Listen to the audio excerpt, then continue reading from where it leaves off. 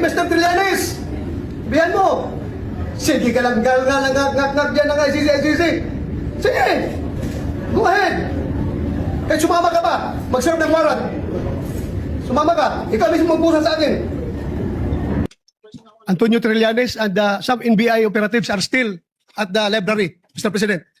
May I move that the Sergeant at Arms remove these people from the vicinity of the Senate. Good day po sa lahat, si Fiscal EJ po ito.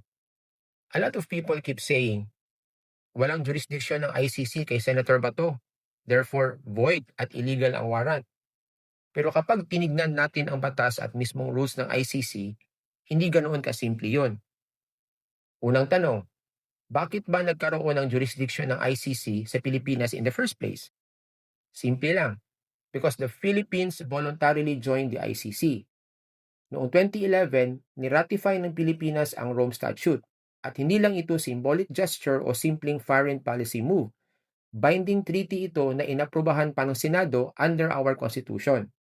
Meaning, habang miyembro tayo ng ICC, tinanggap natin ang authority ng International Criminal Court over crimes like genocide, war crimes at crimes against humanity committed during that membership period. At dito mahalagang maintindihan ang isang bagay tungkol sa sovereignty. Marami kasi ang nagsasabi, bakit naman tayo susunod sa ICC? Hindi ba't sovereign country tayo? Pero ang totoong sovereignty does not mean pwede nating baliwalain ang batas at international obligations kapag convenient. True sovereignty includes the power of a state to enter into binding treaties and honor its commitments. Noong ipinasa ng Congress ang RA 9851 noong 2009 at niratify ng Senado ang Rome Statute noong 2011, we exercised our sovereignty by agreeing to a global standard of justice. That was a sovereign decision. Kaya kung gagamitin ngayon ang sovereignty para harangin ang ICC warrant, hindi talaga yun pagdepensa sa bansa. Ang nangyayari, binabypass natin ang sarili nating batas at international commitments para protektahan ang isang individual laban sa isang court na tayo mismo ang tumulong bumuo. Now, balik tayo sa issue ng jurisdiction. Ang ICC investigations tungkol sa alleged drug war killings started habang miyembro pa ang Pilipinas sa ICC. Ibig sabihin, during that time, may jurisdiction na ang ICC over those alleged acts. And legally speaking, once jurisdiction attaches, hindi mo na pwedeng basta burahin retroactively. Kasi kung pwede yun, edi lahat ng bansang iniimbestigahan ng ICC, pwede na lang umatras anytime para takasan ang accountability. Now, dito madalas nagkakaroon ng misunderstanding. Marami ang nagsasabi, Fiscal, umatras na tayo sa ICC noong 2019. Totoo naman, the Philippines officially withdrew from the ICC on March 17, 2019. Pero ito po ang mahalagang tanong. Ano ba ang epekto ng withdrawal?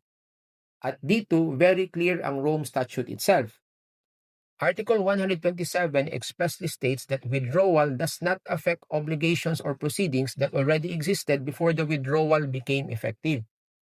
In other words, kung nagsimula na ang ICC process habang miyembro pa ang isang bansa, tuloy pa rin iyon kahit umatras later on. At iyon mismo ang nangyari dito.